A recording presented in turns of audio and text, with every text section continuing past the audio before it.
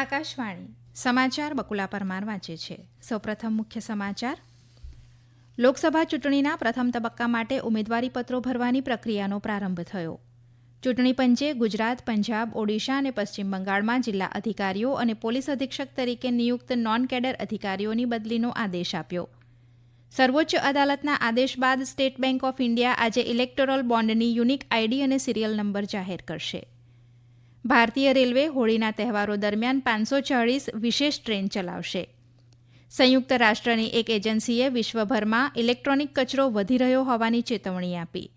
અને અમેરિકાના રાષ્ટ્રપતિ જો બાઇડેને ઇલેક્ટ્રિક કારનું ઉત્પાદન વધારવા માટે વાહન ઉત્સર્જન ઉપર કડક કાયદા લાવવાની જાહેરાત કરી.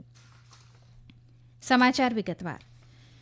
ચૂંટણી પંચે લોકસભા ચૂંટણીના પ્રથમ તબક્કા માટે ગઈકાલે જાહેરનામું બહાર પાડતા ઉમેદવારીપત્રો ભરવાની પ્રક્રિયાનો પ્રારંભ થયો છે. આ તબક્કામાં 17 રાજ્યો અને 4 કેન્દ્રશાસિત પ્રદેશોની 102 લોકસભા બેઠકો માટે ચૂંટણી યોજાશે. પ્રથમ તબક્કામાં તામિલનાડુની 39, રાજસ્થાનની 12, ઉત્તર પ્રદેશની 8, ઉત્તરાખંડ, આસામ અને મહારાષ્ટ્રની 5 બેઠકો માટે ચૂંટણી યોજાશે, જ્યારે બિહારની 4, પશ્ચિમ બંગાળની 3, અરુણાચલ પ્રદેશની 2, મણિપુર, મેઘાલય સહિત કુલ 12 રાજ્યોમાં ચૂંટણી યોજાશે. આ મહિનાની 27મી તારીખ સુધી ઉમેદવારીપત્રો ભરી શકાશે. 28મી માર્ચે ઉમેદવારીપત્રોની ચકાસણી કરવામાં આવશે. ઉમેદવારો તેમના નામ પાછા ખેંચવાની છેલ્લી તારીખ 30મી માર્ચ રહેશે. 19મી એપ્રિલે મતદાન યોજાશે. બિહારમાં ઉમેદવારીપત્રો ભરવાની છેલ્લી તારીખ 28મી માર્ચ છે. અહીં 30મી માર્ચે ઉમેદવારીપત્રોની ચકાસણી થશે. ઉમેદવારો 2 એપ્રિલ સુધી તેમના નામ પાછા ખેંચી શકશે અને બિહારમાં 19મી એપ્રિલે મતદાન થશે. આ ઉપરાંત સિક્કિમ અને અરુણાચલ પ્રદેશની વિધાનસભામાં ચૂંટણી માટે પણ જાહેરનામું બહાર પાડવામાં આવ્યું છે. આ બંને રાજ્યોમાં 19મી એપ્રિલે મતદાન થશે અને 2 જૂને મતગણતરી હાથ ધરાશે. ચૂંટણી પંચે ગુજરાત, પંજાબ, ઓડિશા અને પશ્ચિમ બંગાળમાં જિલ્લા અધિકારીઓ અને પોલીસ અધિક્ષક તરીકે નિયુક્ત નોન કેડર અધિકારીઓની બદલીનો આદેશ આપ્યો છે. મુખ્ય ચૂંટણી કમિશનર રાજીવ કુમારની અધ્યક્ષતામાં ચૂંટણી કમિશનર જ્ઞાનેશ કુમાર અને સુખબીરસિંહ સંધુ સાથે પંચની બેઠક બાદ આ નિર્ણય લેવામાં આવ્યો છે. ઉપરાંત ચૂંટાયેલા પ્રતિનિધિઓ સાથેના પારિવારિક સંબંધોને ધ્યાનમાં રાખીને કમિશને ભટિંડા, પંજાબના વરિષ્ઠ પોલીસ અધિક્ષક અને આસામના સોનિતપુરના પોલીસ અધિક્ષકની બદલી અંગે પણ સૂચના આપી છે. આ બંને રાજ્યોમાં વહીવટીતંત્રમાં કોઈપણ પ્રકારના પક્ષપાતી વર્તનની શક્યતાને ધ્યાનમાં રાખીને આ અધિકારીઓની બદલી કરવામાં આવી છે. પંચે સંબંધિત રાજ્ય સરકારોને તાત્કાલિક અસરથી જિલ્લા અધિકારીઓ અને એસપી તરીકે નિમણૂક કરાયેલા નોન કેડર અધિકારીઓની બદલી કરવાનો નિર્દેશ આપ્યો છે.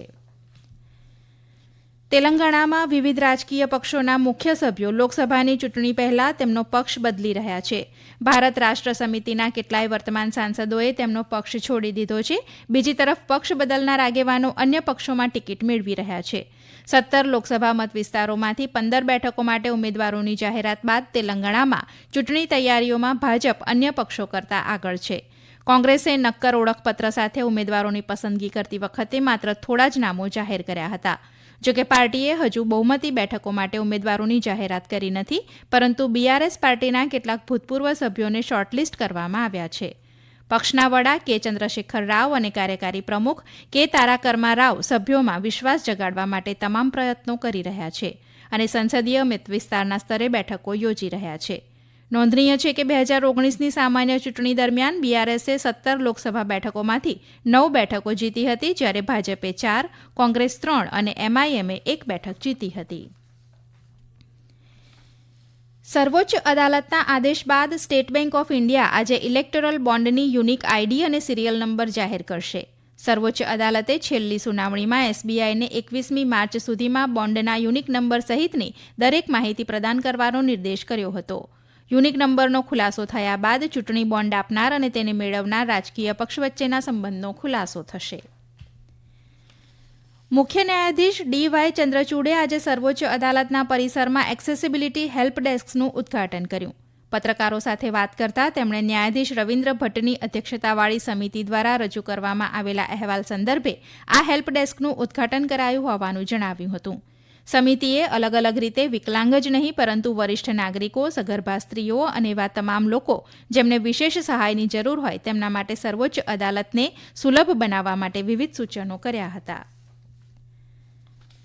રિઝર્વ બેન્કે તમામ બેન્કોને 31મી માર્ચ રવિવારે સરકારી વ્યવસાય સાથે વ્યવહાર કરતી તેમની તમામ શાખાઓ ખુલ્લી રાખવાની સલાહ આપી છે, જેથી વર્તમાન નાણાકીય વર્ષમાં જ રસીદો અને ચૂકવણીઓ સંબંધિત તમામ સરકારી વ્યવહારોનો હિસાબ મળી શકે.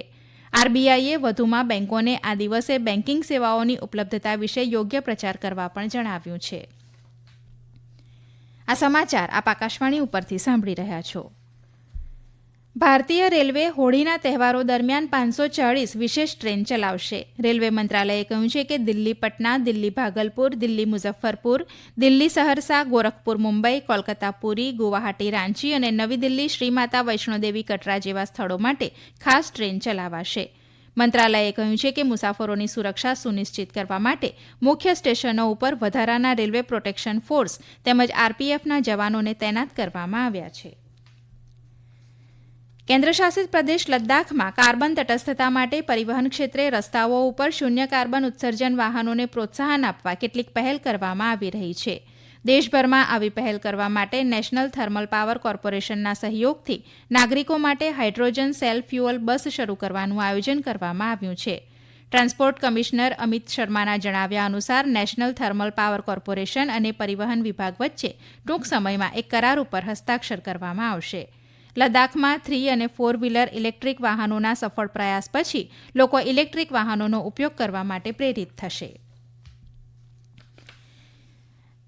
ભારતીય હવામાન વિભાગે હજુ 2 દિવસ સુધી ઉત્તર પૂર્વ ભારત, પશ્ચિમ બંગાળ અને સિક્કિમમાં વાવાઝોડાની સ્થિતિ સાથે વરસાદની શક્યતા વ્યક્ત કરી છે. આજે પશ્ચિમ બંગાળ, બિહાર અને ઝારખંડમાં છૂટાછવાયા વાવાઝોડા, છૂટાછવાયાથી મધ્યમ વરસાદની આગાહી કરી છે. હવામાન વિભાગે કહ્યું છે કે પછીથી વરસાદની ગતિવિધિમાં પણ ધીમો ઘટાડો થશે. પ્રાદેશિક હવામાન કેન્દ્ર અનુસાર આજે દિલ્હીમાં આકાશ આંશિક વાદળછાયું રહેશે. આજનું મહત્તમ તાપમાન 32 ડિગ્રી સેલ્સિયસ અને લઘુત્તમ તાપમાન 15 ડિગ્રીની આસપાસ રહેવાની શક્યતા છે. National eligibility entrance test NEET PG પરીક્ષા હવે 23મી જૂને લેવામાં આવશે. અગાઉ તે 7મી જુલાઈએ યોજાવાની હતી. નેશનલ મેડિકલ કમિશને એક નોટિફિકેશનમાં જણાવ્યું છે કે પરીક્ષા આપવા માટે ઇન્ટર્નશીપ પૂર્ણ કરવાની કટ ઓફ તારીખ અગાઉ 15મી ઓગસ્ટ નક્કી કરવામાં આવી હતી, તે જ રહેશે. 15મી જુલાઈએ પરિણામ જાહેર થશે. 16મી સપ્ટેમ્બરથી શૈક્ષણિક સત્ર શરૂ થશે. દરમિયાન નેશનલ ટેસ્ટિંગ એજન્સી એનટીએએ કહ્યું છે કે લોકસભા ચૂંટણીના કારણે 24મી મેના રોજ નક્કી કરવામાં આવેલી એનઈટીએસ પરીક્ષા હવે 11મી મેના રોજ લેવામાં આવશે. સંયુક્ત રાષ્ટ્રની એક એજન્સીએ વિશ્વમાં ઇલેક્ટ્રોનિક કચરો વધી રહ્યો હોવાની ચેતવણી આપી છે. એજન્સીના જણાવ્યા પ્રમાણે આ કચરામાં પ્લગ અથવા બેટરી, મોબાઈલ ફોન, ઇલેક્ટ્રોનિક રમકડાં, ટીવી સેટ, માઇક્રોવેવ ઓવન, ઈ સિગારેટ, લેપટોપ, કોમ્પ્યુટર અને સોલાર પેનલનો સમાવેશ થાય છે. તેનો રિસાયકલિંગ રેટ ઓછો છે અને તેમાં વધુ ઘટાડો થવાની પણ શક્યતા છે. યુએન હેઠળની સંસ્થા United nation international telecommunication union અને રિસર્ચ આર્મે ગઈકાલે એક રિપોર્ટમાં જણાવ્યું હતું કે 2022ના વર્ષમાં લગભગ 620 મિલિયન ટન ઈ વેસ્ટ એકઠો થયો હતો, જે 2030 સુધીમાં 82 કરોડ ટન એકઠો થવાની સંભાવના છે. ઉલ્લેખનીય છે કે તમામ ઈ વેસ્ટનો અડધો ભાગ એશિયામાંથી આવે છે. અમેરિકાના રાષ્ટ્રપતિ જો બાઇડેને ઇલેક્ટ્રિક કારનું ઉત્પાદન વધારવા માટે વાહન ઉત્સર્જન ઉપર કડક કાયદા લાવવાની જાહેરાત કરી છે. તેમણે કહ્યું હતું કે અમેરિકા કાર અને ટ્રક માટે પ્રદૂષણના નવા ધોરણો નક્કી કરી રહ્યું છે અને અમેરિકાના કામદારો કાર અને ટ્રક બનાવવામાં વિશ્વનું નેતૃત્વ કરશે. એન્વાયરમેન્ટલ પ્રોટેક્શન એજન્સી ઈપીએ અનુસાર નવો કાયદો આગામી 30 વર્ષમાં 7 અબજ ટન કાર્બન ડાયોક્સાઇડના ઉત્સર્જનને અટકાવશે. ગત વર્ષે નવી કારના વેચાણમાં ઇલેક્ટ્રિક વાહનોનો હિસ્સો માત્ર 7.6% હતો. ઈપીએ મુજબ 2032 સુધીમાં કારના વેચાણના 56%માંથી 35% હિસ્સો ઇલેક્ટ્રોનિક વાહનોનો હશે. પર્યાવરણીય જૂથોએ આ પગલાંને આવકાર્યું છે, જ્યારે કેટલાક કાર્યકરોએ તેની ટીકા કરી છે. અંતમાં મુખ્ય સમાચાર ફરી એકવાર. લોકસભા ચૂંટણીના પ્રથમ તબક્કા માટે ઉમેદવારી પત્રો ભરવાની પ્રક્રિયાનો પ્રારંભ થયો. ચૂંટણી પંચે ગુજરાત, પંજાબ, ઓડિશા અને પશ્ચિમ બંગાળમાં જિલ્લા અધિકારીઓ અને પોલીસ અધિક્ષક તરીકે નિયુક્ત નોન કેડર અધિકારીઓની બદલીનો આદેશ આપ્યો. સર્વોચ્ચ અદાલતના આદેશ બાદ સ્ટેટ બેન્ક ઓફ ઇન્ડિયા આજે ઇલેક્ટોરલ બોન્ડની યુનિક આઈડી અને સિરિયલ નંબર જાહેર કરશે. ભારતીય રેલવે હોળીના તહેવારો દરમિયાન 540 વિશેષ ટ્રેન ચલાવશે.